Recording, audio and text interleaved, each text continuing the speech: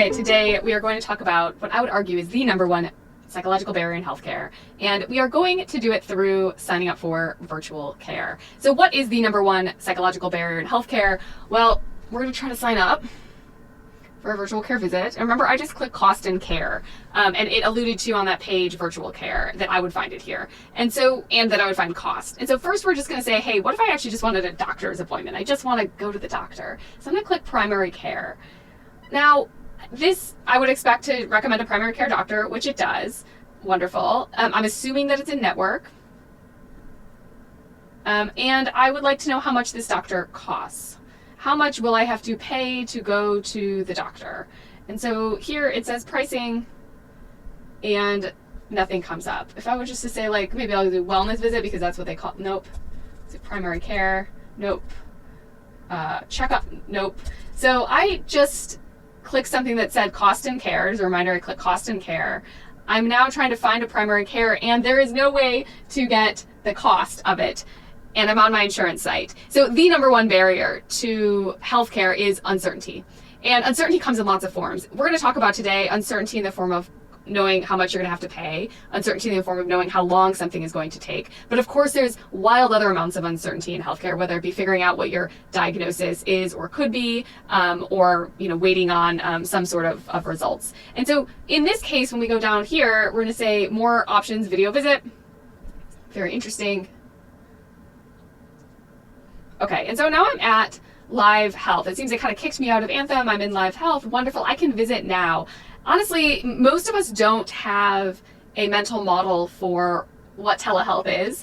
So for context, telehealth really skyrocketed in COVID. Around kind of the pop number is like 38 times higher in popularity in COVID than in normal times. It hasn't maintained that level, but it's still a thing. It's around 4.5% of claims, and the most popular areas to use it tend to be kind of the behavioral mental health, the pharmacy, some specific specialties.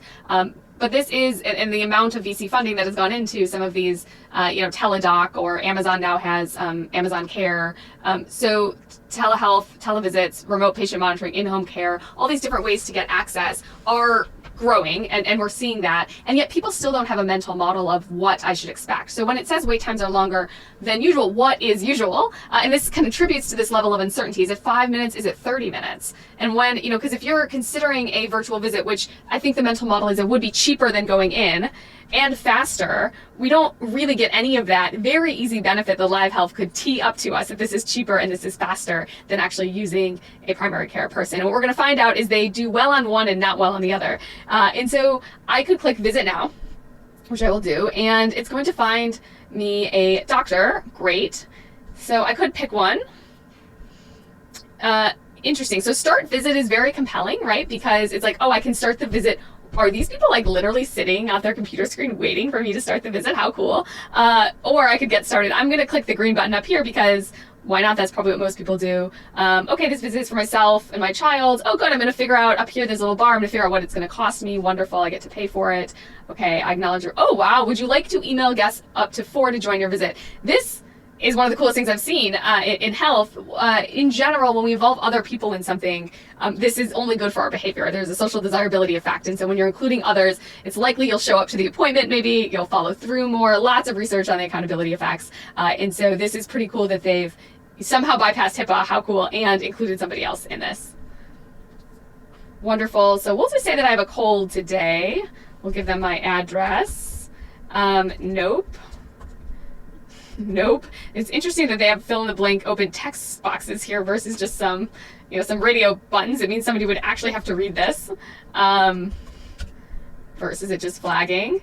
My visit. Okay, I don't have any of these. Wonderful. Okay, here we go. I'm just going to click continue. Okay, I'll click continue again.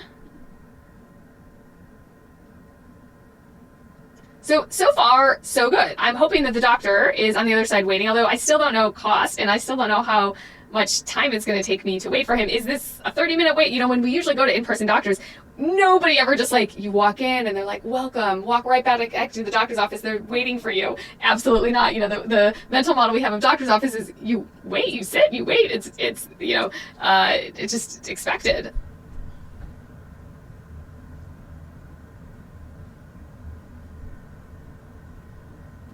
Okay, I had to pay, but it still did not tell me. It still did not tell me how much this visit's going to cost. How is that even possible? Okay, we'll continue. We'll pause this. Don't worry, we'll pause this when we get on a call with the doctor. And I don't really have a cold, so I'm considering what I should say. And just do another COVID test just to be sure. Okay, we'll do. Okay, thank you. All right. Take care. Bye. Okay, bye-bye. Okay, so I just completed this visit with a provider. It was incredible. Within minutes, somebody hopped on. Within 3 minutes of waiting, maybe less, I was talking to somebody about, and fill in the blank, I do have some nose things, so I just talked about my congestion, but how incredible. I still don't know how much it's going to cost me. So let's try to figure this out. I don't know how much this is going to cost me.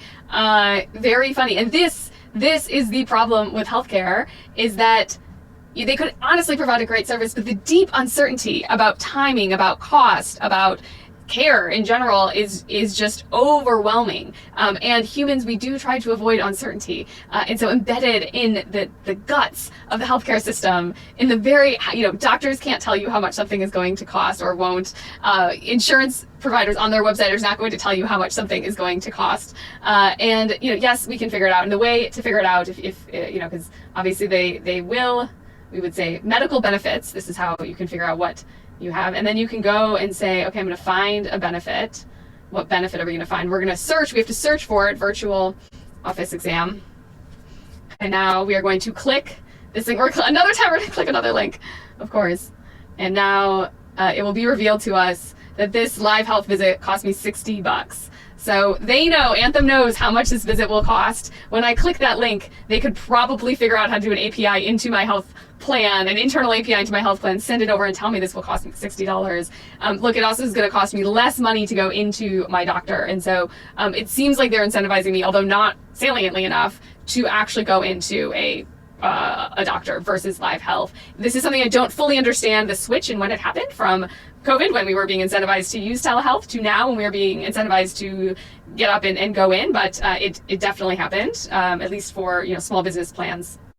Okay, and so that is what's wrong with healthcare, is the deep uncertainty that patients have throughout the end-to-end visit, and how it, the opportunity is actually very clear. This time, and there's probably lots of other times where uncertainty is hard to resolve, but this time we had a doctor's visit within 6 minutes of requesting one, mind blown, and they know the cost of this is going to be $60.